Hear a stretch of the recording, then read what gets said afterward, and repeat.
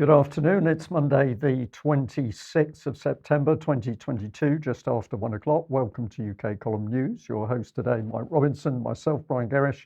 And we're delighted to be joined today by Alex Thomson, bringing us Eastern Approaches from the Netherlands, and Debi Evans, our nursing correspondent. I'll get straight on here. And Kwasi Kwarteng, the Chancellor of the Exchequer, was on the BBC yesterday. He was talking lots of sense, as everybody will appreciate. He spoke to Laura Kuenssberg about the government's growth plan and how the Prime Minister, Liz Truss, and I are committed to economic growth, leading to more jobs and more money for public services. It's incredible. Well, I think it's appropriate that he's got a cartoon behind him, and I notice there's no time on the clock because, of course, this is just going to be an unending disaster. Well, it is, and the disaster started today because, as a result of what happened with the announcement on Friday, and probably also partly as a result of his performance yesterday, this is what happened to the pound today. Well, it continued its slide. It's now fallen to its lowest level on record, apparently, against the dollar. It's on $1.07 when I took this screenshot, and against the euro, €1.11. So what else was Kwasi tweeting out this morning? He was saying we have to act in the short term to support households and businesses through the energy shock, just as we did during the pandemic. But the pandemic was a shock caused by government policy, and the energy shock is a shock caused by government policy.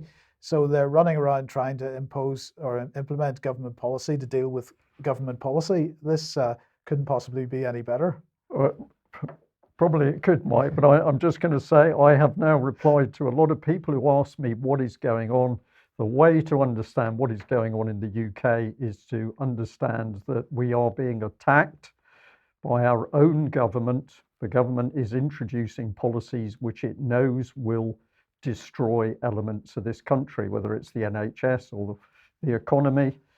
So just try it. Any announcement by government that doesn't appear to make sense, think about it. Would this make sense if our own government was trying to destroy us, create chaos? And I think you'll be very surprised that the answers come out very quickly.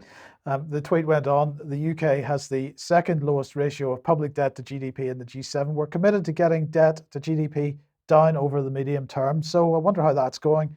Let's look at this. UK bonds plunge as government ramps up borrowing more than expected, says Bloomberg. 10-year sovereign gilt yield set for biggest jump on record. Money markets expect a percentage point Bank of England hike in November. Well, indeed.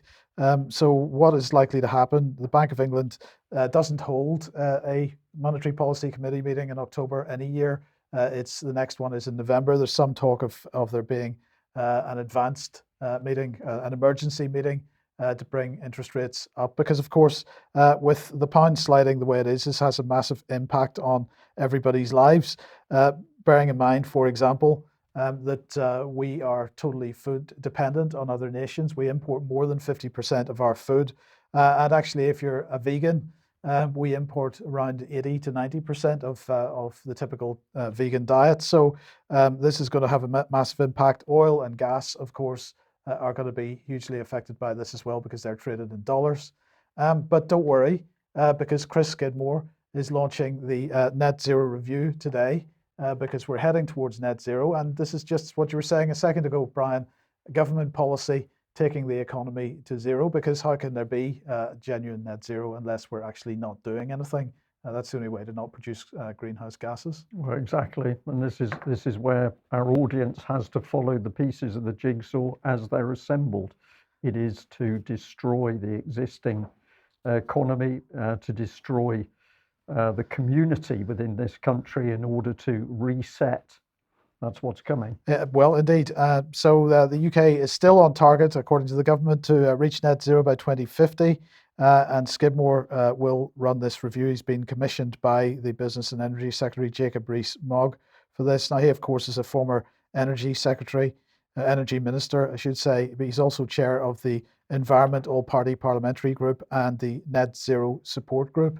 But Alex, then we've got this in Bloomberg. Banks dust off lockdown plans to beat possible power blackouts in London. So they're acknowledging the possibility there could be energy shortages over the winter, that electricity could be switched off, and therefore, the lockdown plans were basically a precursor to this.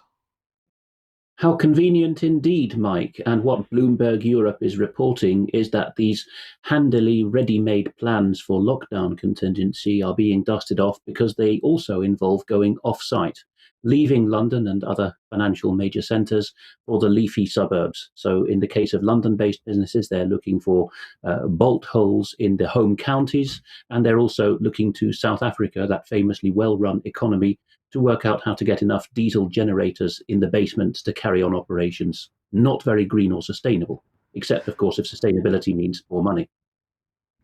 Indeed. Well, okay, let's move on to defence and war, more to the point. And we'd be glad to know that the Atlantic Future Forum begins on Wednesday in New York. And wonder what ship that is, Brian.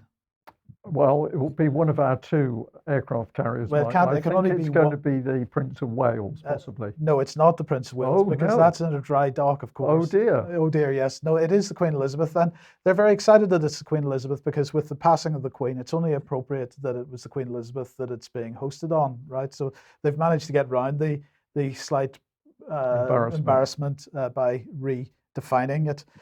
So here is the Queen Elizabeth arriving into New York for this event. It's a spectacular event, and it's all about the defence industrial complex.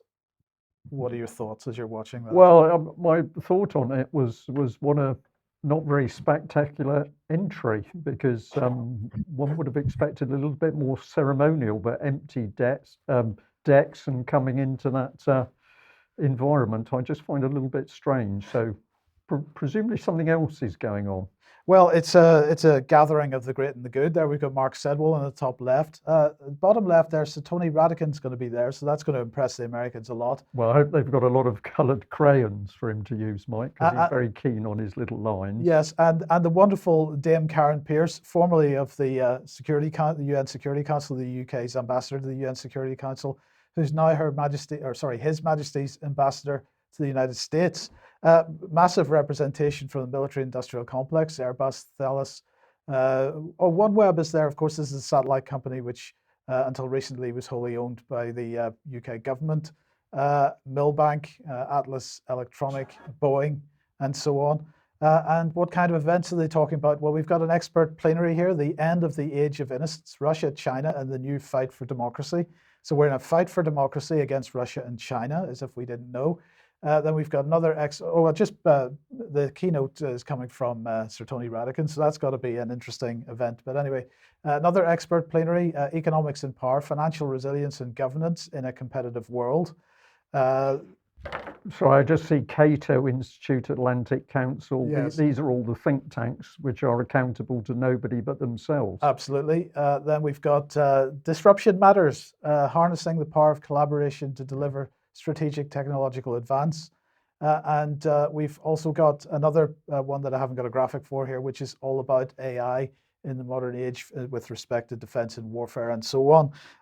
So Alex, this is an important event, although it'll probably get very little media coverage, mainstream media coverage. Very much glad handing with the military industrial complex and working out where the next contracts are going to go. Well, that was very much the key finding of our big push on European military unification 4 or 5 years ago, wasn't it, Brian and Mike? We found that the industry was already supranational and even transcontinental, because the likes of Raytheon, BAE, Rolls-Royce, whatever the name says, they are not continental British or American or Canadian. They are trans-Western world companies. And one shudders to think that behind this defence industry lobbying, or military industrial complex is perhaps the more honest name, there are said to be at least 2 even more powerful lobbies in Washington and London, namely the pharmaceutical industry, reported on tirelessly by Debi Evans, who joins us today, and in pole position, the lobbying for the State of Israel. Yeah. Yes. Well, just in time for that event, of course, Ben Wallace was speaking to the Sunday Telegraph, and this is what he had to say. My department has been so used to 30 or 40 years of defending against cuts or reconciling cuts with modern fighting they're going to have to get used to a completely different culture, which is we're actually going to grow, we're actually going to change. So we're ramping up for war. Then basically we're going to get the military expanded for war with Russia. We're going to get the defense industry presumably in the billions and trillions. Well, certainly in the billions, and so they're going to go up to 3% of GDP. But then, of course, GDP is falling so fast that maybe that doesn't make any difference. But anyway, so Defense Secretary is how he's been described there. Perhaps Secretary of State for War is more likely in the coming months. But this is what else he had to say. The reason I supported Liz Truss was that the risks we were prepared to tolerate in the middle of this decade are not risks I want to tolerate anymore in light of Russian aggression. There are certain risks we can't really take anymore. And that's why I wrote to the Chancellor last March to say the stuff that we didn't get in the integrated review that we'd asked for, we really do need. Now, the integrated review, of course, the core doctrine in that is the idea that the UK is now on an offensive footing rather than a defensive footing. And I think that echoes what Brian's just said. But anyway, the reality is we'll be working with the Treasury to ensure we have a budget that grows to meet the threats and our ambitions. Yeah. What are his ambitions? Well, we can guess, Mike, that he's been discussing his ambitions with Zelensky in the Ukraine because the public were not privy to those discussions. So is this how to actually defeat Russia and split up Russia as a sovereign state? Good question. Kwasi is going to be a great open chancellor. He's not going to shut the door to number 11 and hide behind it. So there we go. Alex, thoughts? Yes, quasi, of course, is the Latin prefix meaning almost or a sham version of something. Yes, okay, thank you for that. Now let's bring Foreign Affairs on screen then. This is the House Journal of the Council on Foreign Relations, which dictates, by very many accounts, who is the US Secretary of State. And anyone who's researched it and written books documenting it knows that it is taking orders from a London-based think tank, Chatham House, the Royal Institute of International Affairs, going back to Cecil Rhodes's day. Foreign Affairs is its House Journal, and you can see there that the Americans are being told they must support democracy worldwide. So the image to accompany the journal piece by Larry Diamond is a deflated globe. It looks rather like one of those old gelignite exploding levers, doesn't it, from cartoons? But it's said that the image is said to be, or purportedly, a column of US democracy blowing new life into a deflated globe, i.e. loss of control by the Anglo-American ascendancy. So Diamond has said here, and we will just blitz through this, people can freeze the screen because there's so much as usual today. Not all Americans appreciate the importance of promoting democracy abroad. To anyone over about, well, any age actually, who's been through schooling in particularly Britain, this is the old isolationism debate as it's been framed by the CFR side. In other words, America actually fulfilling its constitutional duty to look after its own people and stay out of foreign embroilments and entanglements. So we're told that Russia and China are threatening democracies, sterling democracies like the Ukraine, and the democracy and the rule of law, for which see the Dissident's Guide to the Constitution series on our website for proper definitions. If these predominate, then the outcome will be, oh, look at that, friendlier to American interests and democratic value. So I would suggest that democracy here is code for friendly to American interests. Just tapping through the remaining couple of shots of what I've done here. Information war. Washington needs a US information agency on steroids to fight the information war a lot more aggressively. Next one. To fight disinformation and authoritarian propaganda, that would be us gathered here today, questioning our governments. Democracy education is crucial. A paragraph of blurb, bottom of page. In some countries, democracy education may need to proceed entirely outside state-controlled classrooms. So that will be us, through our agencies and NGOs, sending alternative schooling into countries to undermine what parents and education ministries want their children to learn about the world. Finally, one more slide from that, if you put that on. No, that is the last one, Alex. Sorry. Oh, that's the one, I beg your pardon. Yes, there was so much I could have chopped out there, but you see where this is going. Yes. Oh, okay. And that, sorry, did you? Well, I just wanted to reinforce the point that But whatever these people are doing, they always come back to go for the children. When they talk about schools, they're not really talking about education, they're talking about grabbing the minds of the children. This is the reframing, this is pushing the propaganda into the children. Teaching them the snow is black. Absolutely. Yes. Alex, then we've got this. Sorry. This there we is go. just a footnote, really. It's a question that was asked on the forum Axis History as far back as 2011. And I've put the URL in the top right-hand corner. And of course, it will be in the show notes later on under the upload of the news.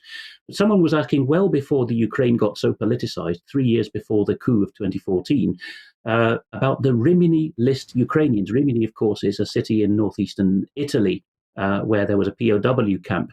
And he writes that a friend's father may have been in the 14th SS Division, and I believe he came to England via Rimini after the war. I've heard of the Rimini list of personnel from this division, which apparently is held somewhere in English archives. Where is it held? Is there a public access for a name check? To which a gentleman called Melnik, with a Ukrainian surname, so somebody of Ukrainian descent in Britain by the look of it, replied, the so-called Rimini list does exist. It's at Kew, it's permanently classified, and you cannot gain access to it. I have a photocopy of page 1, he adds, which shows names and rank and which has places and dates of birth blanked out. And there's one more thing he adds there. The association, that would be of the descendants of Ukrainians, does not have the list. I cannot think of one good reason, says Mike Melnick, why this Rimini list should be classified. It was largely composed from information given by the Ukrainians themselves. For example, there were men from eastern Ukraine who were eligible for repatriation who gave different names and dates of birth to evade Stalin. Of course, after the war, Churchill decided that Ukrainians and Poles would be ingloriously, ignominiously sent back, or in some cases it wasn't even sent back, sent to the communists for a horrible death. But you can see that before the latest round of the use of the Ukraine by the West, there was already this long backstory of certain Ukrainians of SS persuasions being salted away to Britain. So Paperclip actually had a very strong presence in that buffer zone between Germany and Russia. Sorry, I was just going to ask, Alex, is that something that you think people should be putting pressure on the government to release? Of course, if someone with a Ukrainian heritage, and we know how proud they are of their heritage, the ones who grew up in Britain and Canada particularly, if he's saying, I can't think of a single good reason why this should remain classified by the National Archives at Kew, then anyone else who hasn't got a dog in the fight should be putting even more pressure on the National Archives, or more particularly on our politicians, to release that list. Thank you for that, Alex. I'm also going to guess that we will find some links with the work of Wilton Park in retraining senior Nazi officers, where there is a very grey history about who these people were and what they ultimately did when they were sent back into Germany. Alex, I wanted to highlight this article here, but before I do, just tell everybody about this publication, Die Weltwoche. Oh, this is, if I'm not mistaken, this is the weekly publication allied with Die Welt, which is a right-of-center German daily. And the headline here translates as editorial or leading article, Biden, Baerbock, Cassis and Company, are we actually being governed by madmen? But this is something that you'd spotted. Yes, and it's written by a Swiss politician called Roger Koppel. So let's just have a look at what he's saying here. Our Western super elites and all the think tanks and NATO experts, the generals and political, I'm not quite sure what that word is supposed to be. Zampanos, I think, just means head honchos. And by the way, you've reminded me this is a Swiss title, not a German one with a similar title. Yeah, right, okay. In Washington, Brussels and Berlin have thought of nothing, absolutely nothing. It would have been easy to find a compromise with Russia within the last 2 years to stop the Western arming of Ukraine with NATO outposts and thereby granting the Russians the same security guarantees that the West takes for granted.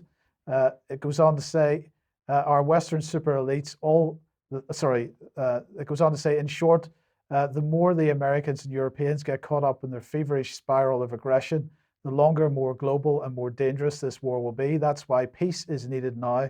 In the days of escalation, Europe would have to go ahead, tie back the Biden government, set limits for the Ukrainians with their camera-tested charisma, President Zelensky, who could still suffer from Messiah syndrome. Risking a world war against Russia is madness. Peace negotiations are required. So that's what it says. Now the question is, how likely are peace negotiations? Well, here's Sergei Lavrov speaking over the weekend following his appearance at the United Nations General Assembly. It's always better to talk than not to talk, he said. But in the situation where we are now, Russia won't take any first steps. So they're basically saying somebody else is going to have to make the first move. It's going to have to come from the West. He said, but the West's actions went instantly at the drop of a hat. Everyone began to ban everything Russian and incite domestic Russophobia, merely show that this is racism. Alex, very briefly, do you think that's a fair comment from Lavrov? Well, yes. I mean, however skeptical people are about other parts of the Russian power structures, the Ministry of Defense, as I was saying last time I was on, is always careful to give chapter and verse on what it said. And that UNGA speech of 24 minutes was met with prolonged applause, not least because he had been saying that Russia is interested in promoting the interests of Asia, Africa, and Latin America, that they get fair representation at the UN. So it was to them, rather than to the West itself, that Lavrov was talking about this hypocrisy. And as usual, you cannot fault him. Yes, indeed. So let's just bring this on screen. This is from a couple of weeks ago. US intention to bring NATO to Asia Pacific through 2022 Seoul Defense Dialogue. Unlikely to bear fruit, said the Global Times. However, the efforts are still there. We are seeing NATO involving Japan and South Korea in particular in various exercises and so on. Lavrov continued, they've announced now that NATO as a defensive alliance is responsible for the security of the Indo-Pacific region, as they put it.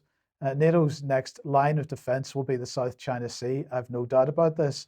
So again, he is absolutely correct on that. Yeah, he's bang on the money. And of course, what we've just heard about UK defence and defence industry ramping up is all part of this, that NATO is to be expanded. Of course, it's not a line of defence. This is an expansion of offence, because what will go in are all the longer range weapons systems, which will bring other countries under the threat of NATO weapons.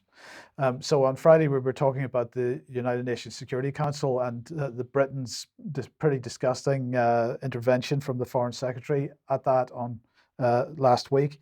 But let's bring this Japan Times article up. Quad nations favour expansion of the UN Security Council permanent seats. And so there is an effort, it seems, in the West to get more Western aligned countries on the Security Council, because they're particularly have been stating that they're concerned about the veto powers of Russia and China on the Security Council for a very long time. So again, Lavrov here had something to say. He said, I've said that we believe India and Brazil are strong candidates for permanent membership at the Security Council as international players, provided that the profile of Africa is simultaneously raised accordingly. He said that African countries, the African Union members, are committed to the Zuluwini consensus. Now, this is the African Union's efforts to get more African representation on the Security Council, Lavrov said, which was achieved many years ago, and which is their collective position. Alex, of course, what he's calling for here is for countries which Russia and China perhaps would perceive to be more aligned with their interests than Western interests, which is why he's calling for India and Brazil in particular, although India is a Quad country. Clearly Russia very concerned that the West is attempting to stack the Security Council in its favor. Yes, Lavrov devoted a minute or so of his speech to the General Assembly to this point. In fact, a couple of minutes, how the Secretariat and the various arms of the UN in New York and Geneva and Vienna were being made into Western playthings and needed to revert to their original aim of being an international civil service. And I suppose the long-term game plan for Russia, perhaps not so much China, there is a difference between them here, not least with an eye to Russia containing the Chinese threat it itself perceived in the longer term.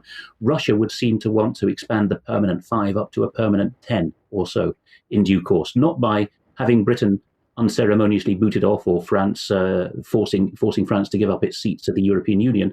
No, it would be done probably more diplomatically if the Russians had their way, by giving the likes of India, Brazil, maybe Indonesia, and to name 2 African countries at random, South Africa and Egypt, for example, or perhaps the other one would also be a sub-Saharan African country like Nigeria, giving them a permanent seat as well.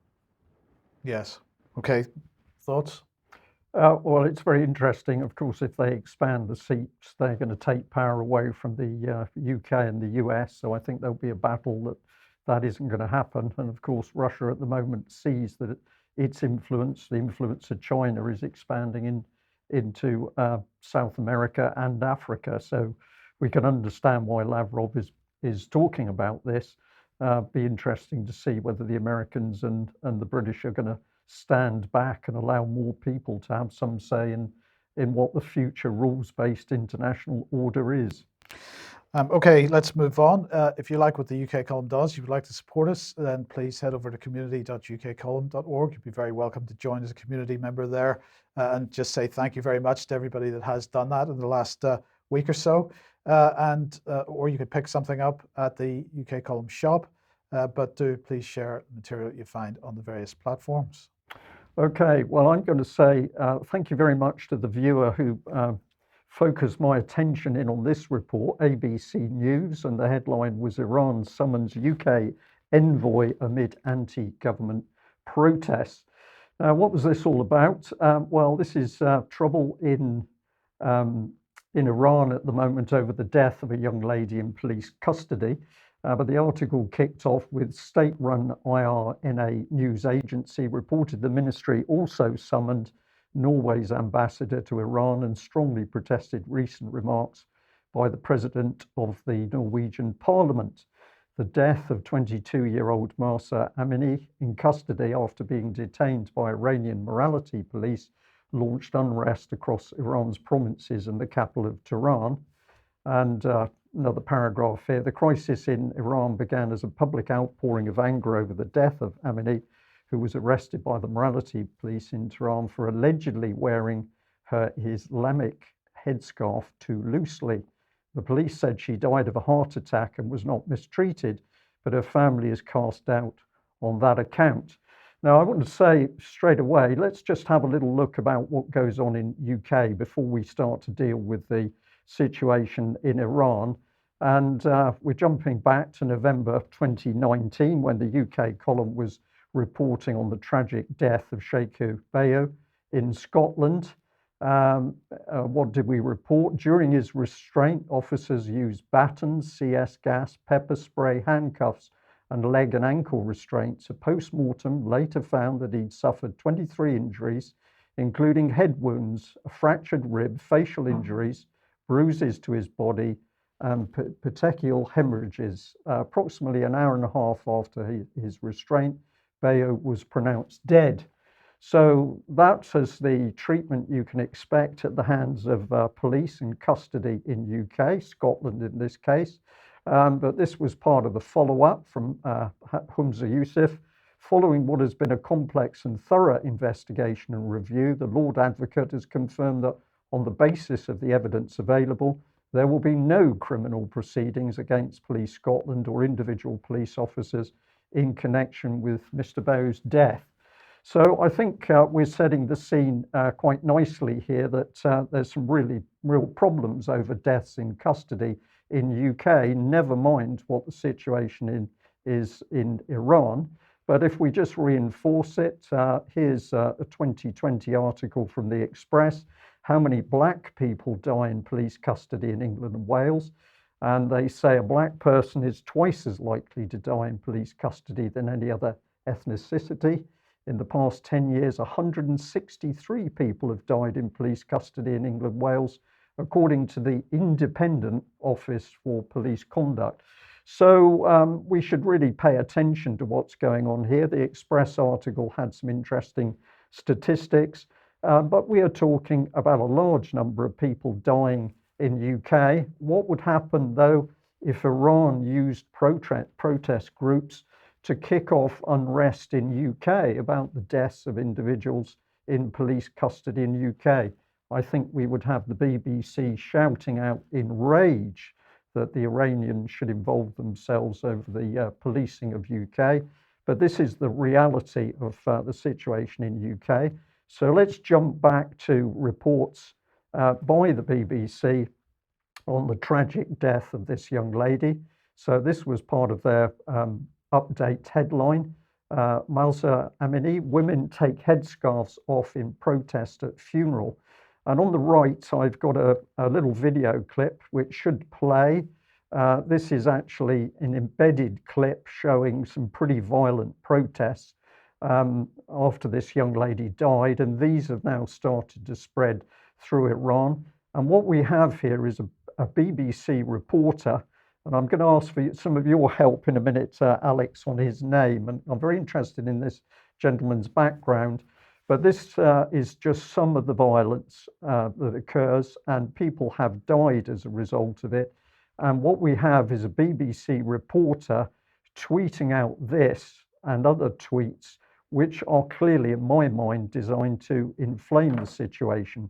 So let's bring the gentleman up on screen. Here he is. Can you help me with what you think his name and background indicate, Alex, if you can see that on your screen? His name is Shayan Sardarizadeh, and by the look of his Twitter handle, he was born in 1986, so that's going to make him around 36 years old. Am I right there? 34 years old? No, 30. Yes, 36. 4 years to go till he's 40. Yeah, and again, such simple things as the haircut suggest to me that he is of this middle class, what's often called North Tehran social scene of people who really would like to be like the West. And Russia too has many such people, as does China. There are many people in the new media circles who support pretty much everything that these countries do, but they have to bear in mind there is, even if the West weren't interfering, there is a great deal of social tension going on. But this man looks of the right age and presentation to be the kind of person who is agitating hard for a Western style of Iran. Okay, so very interesting. So we've got a gentleman we might believe is not exactly unbiased in his reporting. I did notice that he follows me, well, he follows the UK column, and he's a journalist reporting on disinformation, conspiracy theories, cults and extremism. Well, who have we got? BBC Monitoring and BBC World. And as we've discussed many times before, these two organisations sit very closely alongside British intelligence services. But if we have a look at some of his tweets, he's tweeting out absolutely or retweeting tweets which are clearly there to help sow the seeds of major unrest and trouble inside Iran itself. And this lower tweet with an embedded video clip is actually calling for regime change. So we have a BBC employee openly supporting calls for regime change in Iran, and yet supposedly he's a journalist reporting on disinformation and conspiracy theories, cults and extremism. So I'm going to say to the audience, this is the BBC at its very worst, saying to the world that it's open in its reporting, it's unbiased, but when we dig into where the reports are coming from, we find something very different. Now let's remind ourselves that it's only been the UK column that has pointed out the work of Juliet Harkin, former BBC Media Action project manager, BBC Media Action, the BBC charity, which says it's helping the world through taking over their media, well, helping their media. And here she was saying that in 2004, the BBC were working inside Syria to work alongside anybody who was attempting regime change. That's what it's about. So consider that. And here is the BBC back in 2016 itself helping to inflame tensions about the wearing of headscarves. So we reported all this in quite some detail back at the time, but the BBC was active with reports on a subject where it knew that not only was it going to stir up unrest in Iran, but it was also going to put young women at risk of what it described as a very onerous regime, because part of this was the use of face recognition technology. So the BBC fully understood that if it was encouraging women to break the law in Iran, it was going to put them at risk. And despite UK columns speaking to BBC team, they carried on with this. Here's another article, why Iranian women are wearing white on Wednesday, a new social media campaign against the law which forces women to wear a headscarf is gaining momentum. This is the BBC agitating. A variety of names were put forward. But a little bit later, this was also going on in the background. And we've got Lillian Landau, the senior controller of BBC News International and the director of the BBC World Service. And this is a quote from the BBC's website. It was after, it was after the escalation of persecution in 2017, when the Iranian judiciary imposed a freeze on all assets of BBC News Persian staff in Iran, that the BBC initiated its first ever UN complaint in relation to the protection of BBC journalists, and has continued to engage with UN special mechanisms since. So the BBC, standing up to say that it was unbiased in how it's reporting worldwide news, including Iran, is working in the background to attack the Iranian government using the UN. Alex, we're very tight for time, but this is truly outrageous behavior by the BBC when it knows that with one hand it's stirring trouble and unrest in Iran and other countries. We've seen it in Syria. And at the same time, it's begging for the help of the UN when there's a backlash against its own journalists. It's a crystallized example of the BBC having it both ways, isn't it? When talking to the UN, they are public, and when talking to the Persians, they are private. Indeed. Well, we just add this, that, okay, the source is Wikipedia, but commenting on Ms. Landau, it says in November 2016, she was included as one of the inspirational and influential women of 2016 in the BBC's 100 women, top 100 women, and the theme was defiance. So is this woman a journalist, or actually is she a change agent? It's difficult to say, but encourage people to have a look at this article on the UK column website when we were starting to pull apart this despicable behaviour by the BBC. And that's in the editor's choice section at the bottom of the front page. Yes, thank you for that, Mike. So where do we go now? Is this to the Netherlands? We're now to the Netherlands, yes. Okay, Alex, take us through this. This is the state opening of Parliament, which, as in Britain, is an annual royal affair. In the Netherlands, it's the second Tuesday in September. And you can see the state carriage, very controversial because of its depictions of craven natives from the imperial era, being taken through the streets of The Hague so that the royal family can come to Noordeinde Palace and wave from the balcony. The speech is very much like the King's speech annually in Britain, in that it is the legislative agenda for the year, but it is also in the Dutch version Budget Day, and known in the Dutch as Prinsjesdag. So it's largely financial debates that follow. But that was the pomp and ceremony of what went on. The trouble is, and it was even more embarrassing because this year Princess Amalia has attained the age of majority. She's turned 18, so she, the eldest daughter of King Willem-Alexander and Queen Maxima, was joining her parents and her uncle, Prince Constantine, on the balcony. Unfortunately, there was almost as much booing in The Hague at the Noordeinde balcony appearance as there was cheering. So have a listen now to this clip which we've taken.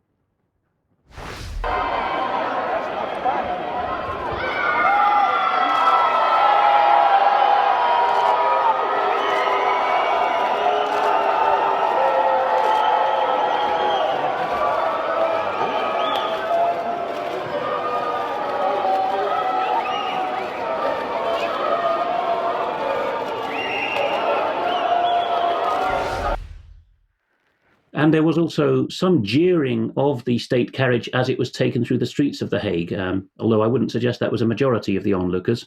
Rough times for the royal family in some regards.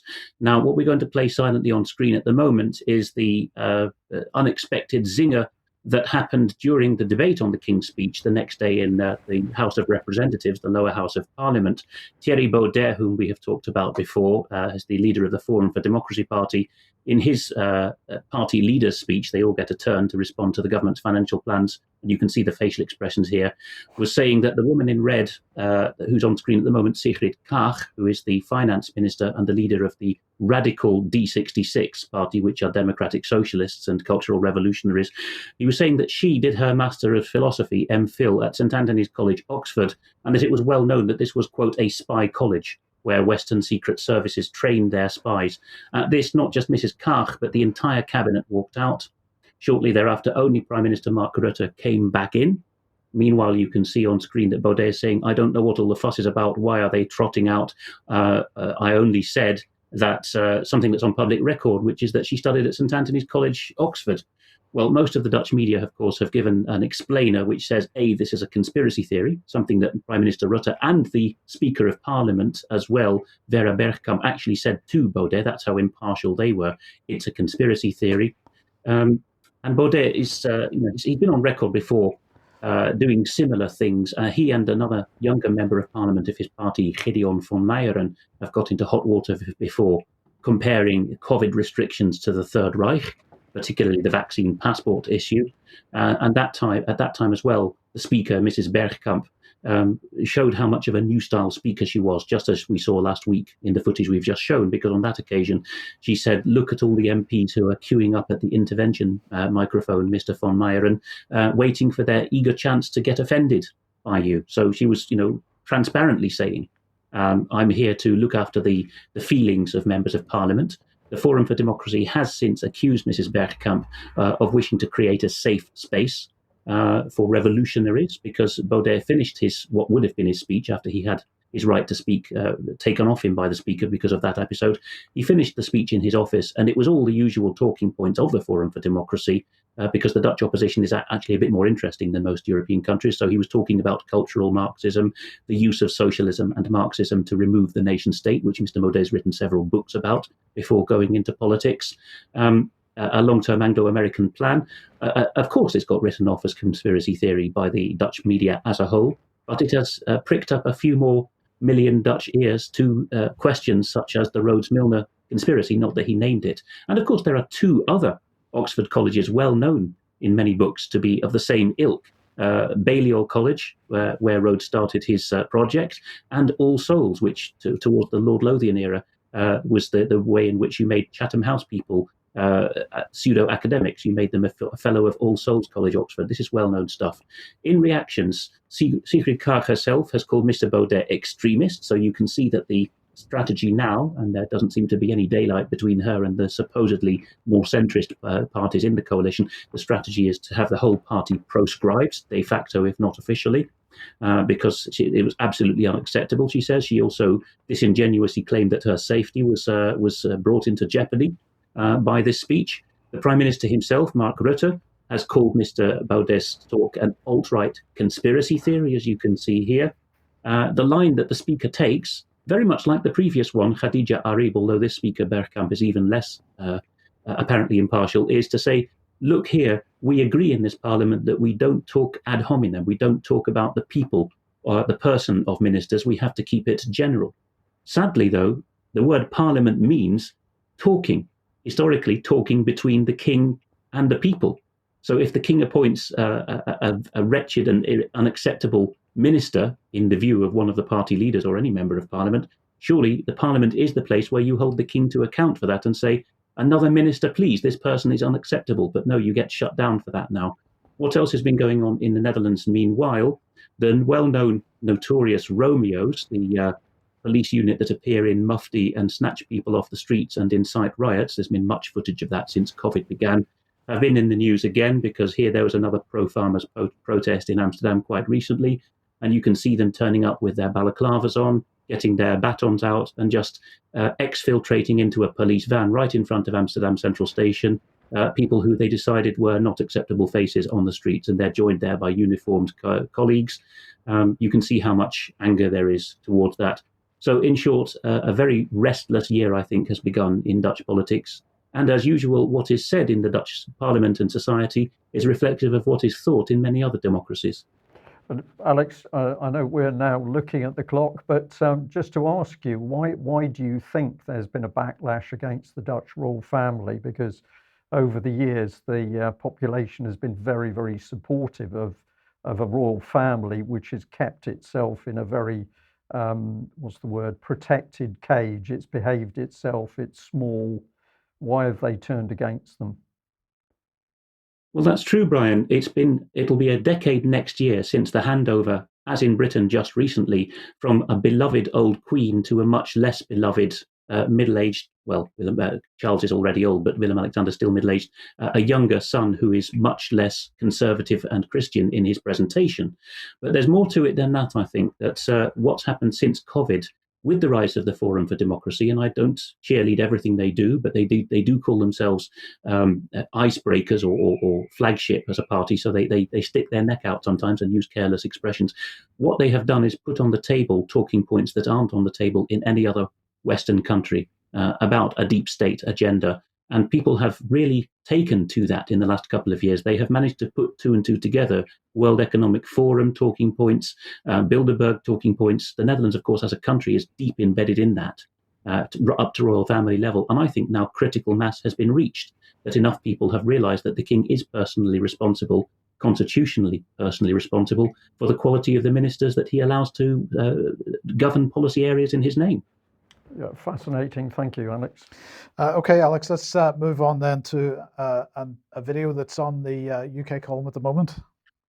This is entitled "NHS Betrays Its Own, Nurse Abandoned in Soiled Bed." And this is my interview with Sean Deodat about his 86-year-old mother. There's a lot of debate between them and the local NHS clinical commissioning group in north central London as to who's responsible for what. Mr. Deodat's contention is that neither the National Health Service, in the form of the local clinical commissioning group, nor social services, who you can pay to do this for you, will do night care. And as you'll hear in the clip we're about to play, Mrs. Deodat has said she absolutely does not want to go into a care home. She's done that in a lucid moment because she's now got dementia. So Sean is describing here the result of that process, which is that because the NHS has said you don't have any primary care needs, Sean Deodat is left changing his mother's incontinence pad at night. The NHS has told him if there's a problem, call an emergency ambulance at a time when there's such a critical shortage of ambulances, as Debi has covered. And this is also becoming a clinical issue because, quite frankly, the fecal matter is ending up in her bed sores. So let's listen to Sean Deodat getting understandably very emotional about his years-long battle with the clinical commissioning group in his part of London. But even these carers are shocked privately with me, saying, you know, if we pull out of there, she will slide right down, and that's what hurts, you know.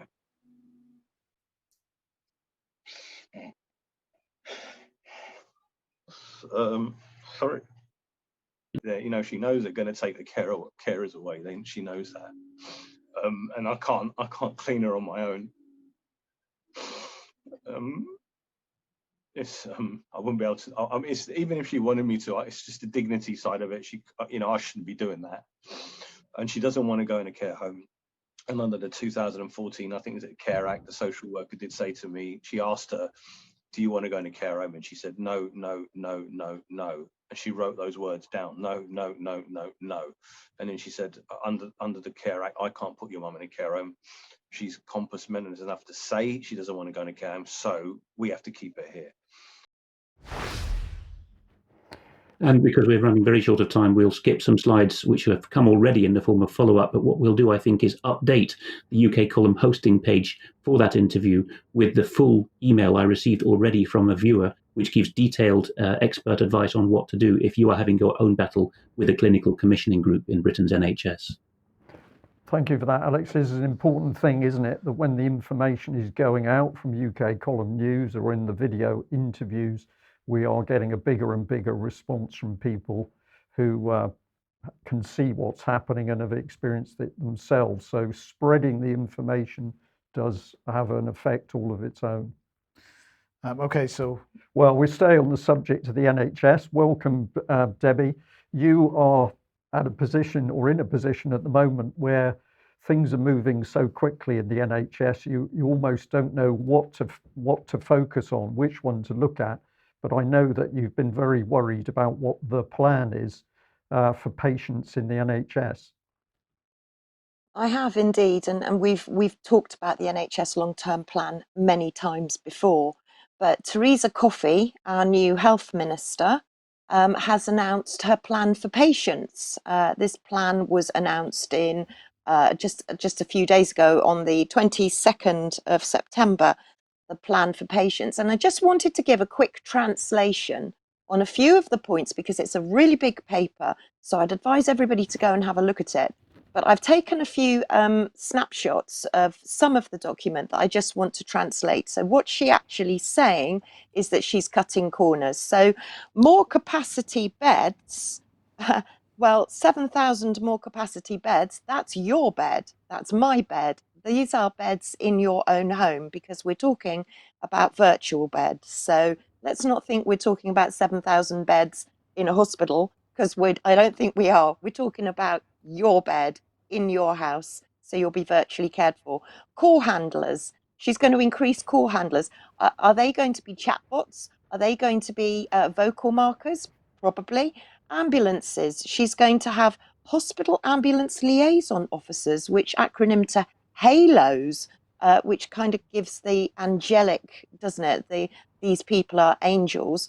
And I'm looking at St John's Ambulance have just been awarded a huge contract for ambulances, so that's probably what she's referencing to an auxiliary ambulance service. Then she's talking about, oh yes, community pharmacists are now going to be prescribing, taking more weight off the GPs. And I have talked about GPs in my blog, so I'm not going to cover the GPs in this particular segment, but it looks like community pharmacists are going to be the way to go, which is what we've been warning of. The dental workforce. Now, this is interesting because she seems to be implying that she's going to lower the qualifications for dentists, which seems to be happening over the board. Nurses, doctors, whoever you are, you're not going to need the training or the qualification that you would have needed maybe a few years ago. So we're going to be encouraging dentists from out of England, and we're going to be encouraging dentists that haven't had such a high qualification as the dentists that we're used to. So that's just a couple of things. We're also going to get 31,000 GP phone lines. So here we go, telemedicine. So it's not what you think, that you're going to get an easier access to your GP. You're just going to get through to them on the phone quicker. And they're also going to be incentivizing GPs because they're leaving. Oh, I wonder why. And then we're looking at who are we sharing digital records with? Because all of a sudden now, all of our records have become digitized. And many of our viewers will know that NHSX has now become NHS Digital. And that was involving Palantir, who was headed by Peter Thiel. It's got many sort of CIA connections, private company. Who is our data going to? She's looking at faster diagnosis. Well, we knew that would happen, didn't we? And guess where that's going to happen? Shopping centres and your high street. And we'd already said in the high street, you'll be able to go to a birthing hub or a surgical hub or a urgent care hub. So hospitals as we know them are going to go. And then she's saying that we're going to get an extra £500 million from the NHS budget to discharge people quickly from hospital. I'm not quite sure where we're going to be discharging them to. And that £500 million is coming from the NHS budget. And the NHS Confederation have got a lot to say about that. So complete carnage in the NHS. And I heard the Shadow Chancellor announce just before we came on air that she too is going to double district nurses. Oh, I wonder why. Is that care in the home? She's going to double doctors, all these grandiose plans, when we know deep down the NHS structure has gone and will be facing a virtual health service, a virtual NHS, if you like. So, yeah, worrying times ahead for the NHS. Okay, Debbie, and of course we've got the collapsing NHS infrastructure and buildings in the background as well. So I'm going to say to our audience, just apply the rule. If you don't understand what's happening with the NHS, try thinking the government is out to destroy it, and then we can see the policies are doing a very good job. But you've got some interesting reports from Scotland here. I have. I've added these because David very kindly sent them to me. And as he's not here today, I thought I would definitely feature them because if we think we've got it bad in England, Scotland have got it super bad. I mean, they are outsourcing everything. And an article in the Herald that he sent me, which is entitled "The Scottish Public Does Not Know How Bad It Has Become." And this is doctors revealing how bad that the NHS in Scotland is. And when you look at the article and you look at the English comparison, you know, waiting times for cancer are incredibly long. Patients have been dying on trolleys. They say that NHS staff are kind of living like in a pressure cooker. So if we think we've got it bad in England, I just want to sort of point attention also to Scotland because this is, and I'm sure we'll come on to Wales and Northern Ireland in following newses, but for today, Scotland are in a real bad state, real bad way. And Debbie, they're clearly in that article identifying the danger of outsourcing. You think you're dealing with Yeah. the NHS, but actually it's a shell that's been hollowed out. You're dealing with an outsourced company or organisation or partnership. So it's very interesting to see that the truth's coming through that. But you've also picked up on the Sun here with changes to the Scots COVID testing rules. Yeah, well, I didn't. I had absolutely no clue that NHS staff were being told to still test every week.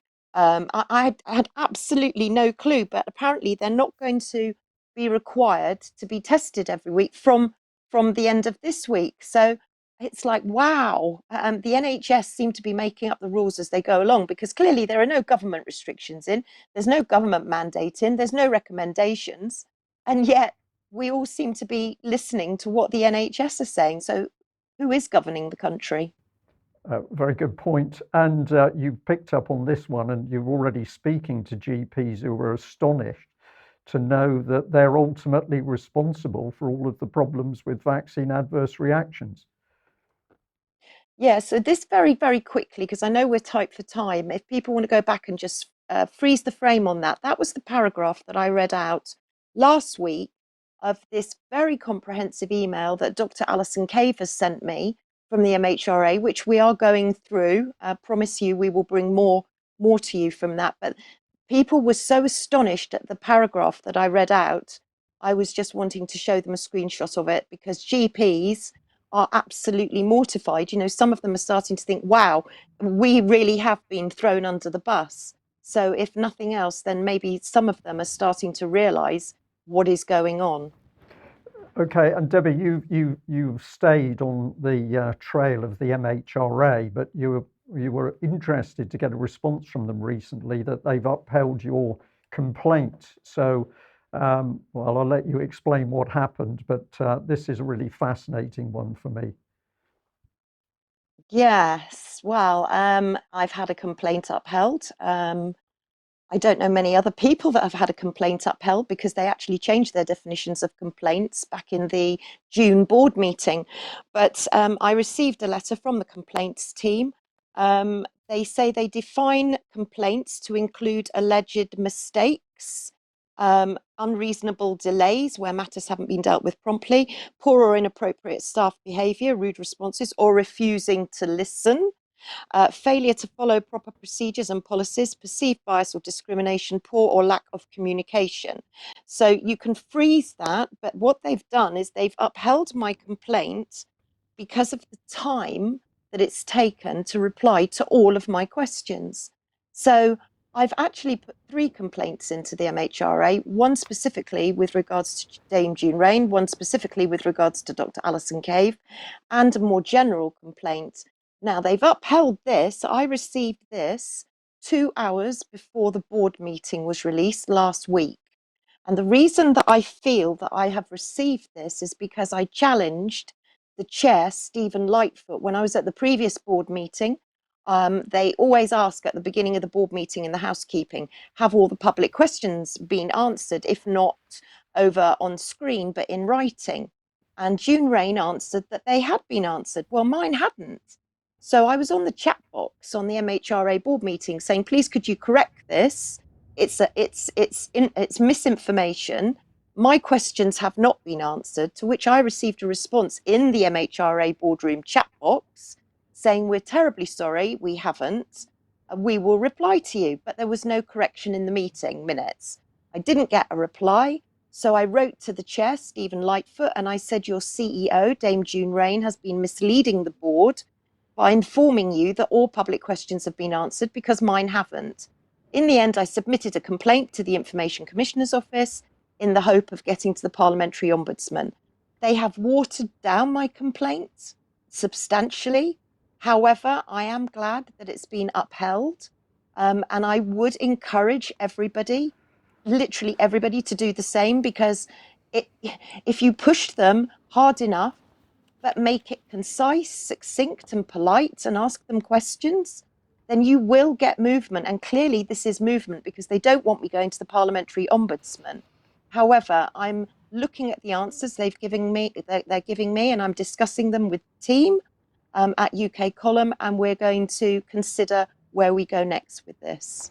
Okay, Debbie, thank you for that. And we'll end on this one, is that, and a big thank you to a UK Column viewer who has sent us through the latest board meeting from the MHRA. So top right-hand corner is the image that you will now find on the UK Column website.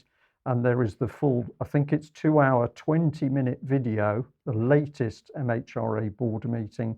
You can now see on the UK Column, but it's not up on the MHRA's own YouTube channel. Debbie, this is a tremendous piece of work. You've spent a lot of time to put in the timestamp. So if people do go to the UK Column and look for that video, you can see that Debbie has put in timestamps and shown what key topics are. And we're going to encourage people to do that. Debbie, we're going to move on from here, but thank you very much for your excellent work on that. And we'll have more to say on the MHRA in due course. Sorry, what did you say? 63 we're going to go to, which should bring us back to a little bit on Wales. Alex. Yes, the Voice of Wales is a well-known, increasingly well-known new media effort. For a while now, they have been going up and down the South Wales M4 corridor, where there are many out-of-town hotels. The young men who run it, I think it's Dan and James, are the two main names. And as you'll know about the Cwmbran Stadium episode and police meddling at the time, if you've been following this for a while. Well, they've been following many of these hotels where large numbers of illegal immigrants, if we're still allowed to call them that, are being housed. The security staff have always got very shirty with them, even when they've been filming from public land. Sometimes South Wales Police have come along and said, oi, move on. So here, from the beginning of this month, 9th of September, they are reporting on their own website that when they turned up at the Holiday Inn at Cardiff, they are investigating reports of what they call fake refugees. And this has led to some to-do, actually. So what's gone on here is, well, we'll see in the first video, there was a particular extract of a video which riled South Wales Police, one of the nation's 3 police forces. There may soon be 1 in the Scottish fashion, but at the moment it's still South Wales Police. And they proactively went to the Voice of Wales's media output and took exception to this particular extract. You'll see first some primary footage put out by James of Voice of Wales, and then you will see him talking about the objection he got to a turn of phrase he used. Hey mate, how you doing? Right, where are you going? We're going to look at how much a room is here. No, there is not for the private. It's not for the public. Yeah, sorry for that. Any reason why?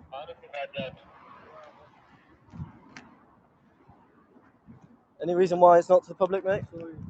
I don't know for the room now, though. You don't stop the videos for me. No. This is the promises area. No, but you go outside and take the videos. Here we are, yeah. For me or for the environment, that's good. So the thing is, it's not going to be more hotel. So it's not open to the public, no? Yes, it's not open to public. Any idea when it's back open? I don't know about that. You man. don't know? You Yes. have no idea? Yes, man. Yeah. Anything else? Yeah, one more thing. So you said they're refugees. What country are they from? They're from different countries. Pardon? They're from different countries. Different countries. Different countries. So it's like- France, it's Italy's. I don't Italy? know about Italy. Refugees from Italy. That's could mad. be something like they're gonna That sounds destroy really the bad. village. Is like I would interject myself here and tell you why we laughed at that and why we found it funny, right? Do you know what a refugee is? Yeah. A refugee is someone who is fleeing conflict. That's what separates them from economic migrants, yeah? Italy is not currently at war. Neither is Albania, and a lot of these refugees are Albanian, which basically means that they've just admitted they're not actually refugees, they're illegals, undocumented aliens. They're illegal, yeah? I don't know about things, but they're Well, all you'd know because you'd places. have language staff for them there as well to help with government documentation. Yeah, and people things come like to help with that. So that. what language staff do you have? What language do they speak?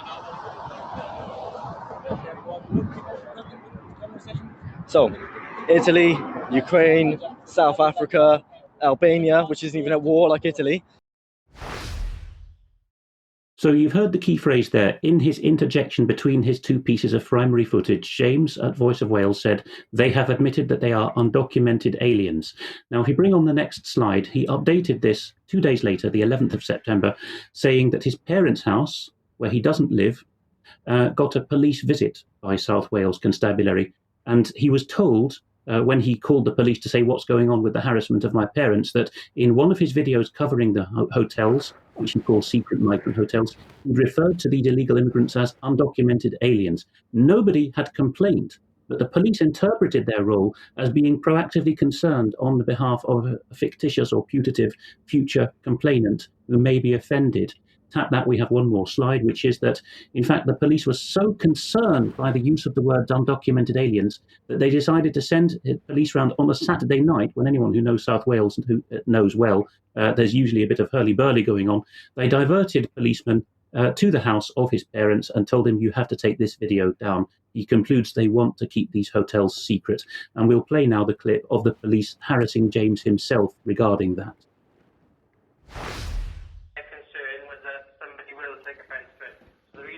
Contacting you to give you to speak to was to basically say, look, heads up, take that video down. If someone sees it that is of ethnic minority or someone takes offence to it, there is going to be offences there against you for making that video, because obviously hate crime is if someone perceives that to be something, and if someone takes offence to it, you could be liable for an offence. Right. So it's sort of, look, heads up, I'm halfway through watching that video now. You're going to have to take that down. That's a bit strong. So what you're saying is that someone could get offended and so I could be charged, right?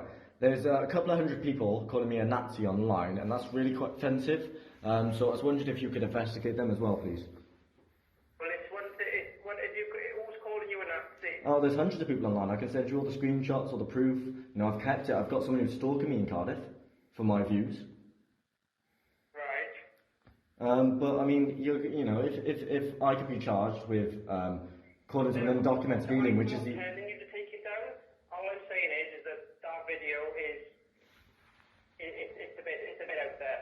It's a bit yeah. I wouldn't be posting that video if I didn't want something. I wouldn't be surprised at all if someone was to take offence to that. People are going to take offence to whatever, but at the end of the day, offence is subjective. So, you know, I get offended, you know, people get offended over everything. So, it's not down to me. I'm not going to remove the video because I'm a journalist. That's my job. That is my job. As a journalist, is to expose what's going on. And, you know, this is costing the taxpayer hundreds of millions of pounds. So that's what I'm going to do. Yeah, okay. Well, look, at the end of the day, you've been made aware. You're under no obligation to take it down. By all means, what you want to do is whatever you want to do. Thank you. Yeah. Cheers. There we are. All right. Cheers, sir. Bye. There was South Wales Police, and the officer in question was, of course, being faithful to the oath of office he swore, which, as we all know, was, I will make people aware of where they have offended against society, and I will tell them that I'm not telling them to take any material down, but it's their lookout if they don't. We have, for extra time, another video from Kim Isherwood from Wales regarding the campaign against the sexualisation of three-year-olds in school. But we'll go straight on now for the main news to this, which ties in what's happening with the sexualisation of children in Wales to in Scotland. So a viewer who's a parent in Scotland, says that they saw last week's segment on the sexualization of secondary school children in this case. The lady says these videos, which are being shown my daughter at school, are suggestive and crass and not educational. People can go to those rshp.scot materials. You can see the two links in the middle of the page there, third and fourth level and senior phase. The head teacher involved has said that guidance staff have confirmed that current learning uses this material. Now, some of the links the viewer has found are entitled, "Is masturbation good for you?" "Porn sex versus real sex," and "Who has the best orgasm?" The mother goes on to say, you can advance that, "My daughter told me that they were pushing the implant or injection method of contraception, and she was scolded for questioning why, when it came to discussion of contraception, condoms were not good enough." This is a 14-year-old girl, and you can see in the screenshot of what she's being shown at school. Contraception. You will find out about long-acting reversible contraception in particular. So when it comes to contraception, you'll be told largely about injections and implants, you 13 and 14-year-olds. And you will also be taught about the morning after pill and condoms, but that's an afterthought. I know we're on the stops for time, but as this is a health issue, I wonder what Debbie thinks of teaching 14-year-olds about injections and implants as the primary or desired means of contraception. Do you know what, Alex? This just follows the agenda of implants, medical devices. I'm speechless. I mean, clearly it's all for all the wrong reasons, but this is the way forward. It's going to be implants and devices for everything from here on in. And Debbie, we haven't been able to show it on the news, but you produced section of a document showing that is stated quite openly that COVID vaccines from, I think it's AstraZeneca, are not approved for mixing with any other vaccines that are being given. So that's a vaccine. We've got another injection here. Who's actually monitoring the risks of a young person who's now getting multiple jabs for very different things? Who is looking out for their health? No one. Literally no one. And that's the scary thing. Absolutely terrifying. Nobody is looking out for anyone that's suffering from any kind of adverse reaction on anything at the moment. We're living in very, very scary times. So we need to be prepared for what's coming, and we need to be watching what's going on right under our own noses. Okay. Well, the clock, I think, is beating us today, so we will jump to some finals, and I do want to play out a very special video clip, which is the true state of the Western world. But Alex, I think you've got a couple of images here, which we'll just bring up on screen. Yes. So this is the second attempt recently at humorously answering the question, what are the three branches of the US government, which I have shown. You might remember the children in the primary school in the US answering in a particularly humorous way that we showed a couple of weeks ago. Here's another one by Daniel Concannon. When he's reacting to the news that now a minority of Americans can name the three branches of government, quite shocking given their constitutional schooling there, he suggests that they are the Anti-Defamation League, the Federal Reserve, and BlackRock. There's also a word of the day, which I found last week. Of course, I've swapped with David Scott last week, so this is from a week ago today on my Telegram channel, Eastern Approaches. I told people that the UK column chat box word of the day during the section in which Nicola Sturgeon was described was, and you might be able to advance that, Mike, to get to the next slide, tartanitarianism. So there we are. Scotland has a tartanitarian regime. Okay, thank you for that, Alex. Well, we'll end on this one, and do we thank Debbie for it? Well, I think we'll have to, but this one comes with a health warning, and it's the Express with some really emotive images. Humbled Elton John breaks down in tears as he accepts award from President Joe Biden. So there's the crying man on the left, and we've got Elton with his husband and Biden and Mrs. Biden on screen. Let's look at a video which I think sums up the Western world. And of course, it's pointing towards subjects which even Putin feels obliged to warn us about what's actually happening to our nation states. Tonight, it's my great honor, and I mean this sincerely, to present the National Humanities Medal to Sir Elton John.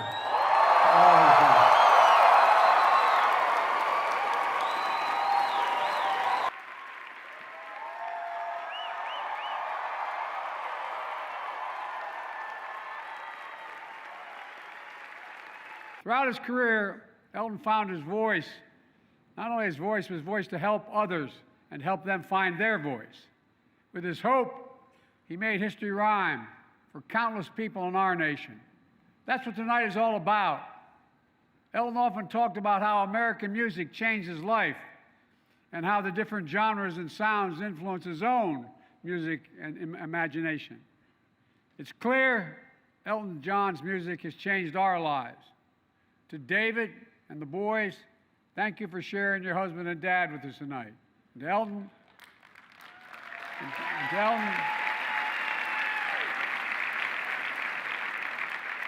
on behalf of the American people, thank you, and I sincerely mean this, thank you for moving the soul of our nation. I've played in some places before that have been beautiful, but this is probably the icing on the cake. And I want to thank everybody who asked me to play tonight. I don't know how to take a compliment very well, but it's wonderful to be here amongst so many people who have helped my AIDS Foundation and my heroes, the ones that work day to day on the front line. Teachers, nurses, everybody who's helped. They're the heroes to me. God bless you. Let's have some music. Well, thank you very much for that one, Debbie. I just think that you couldn't have a better demonstration as to the problems in the Western world. And as somebody said in our chat box, worshipping false idols. I think we should leave it there. Alex, Debbie, thank you very much for joining us. A lot to think about, but stay with that idea. If you can't understand the policies, try just thinking that our own governments in UK and the USA are attacking their own people. Suddenly everything falls into place. Thanks for joining us. Bye-bye.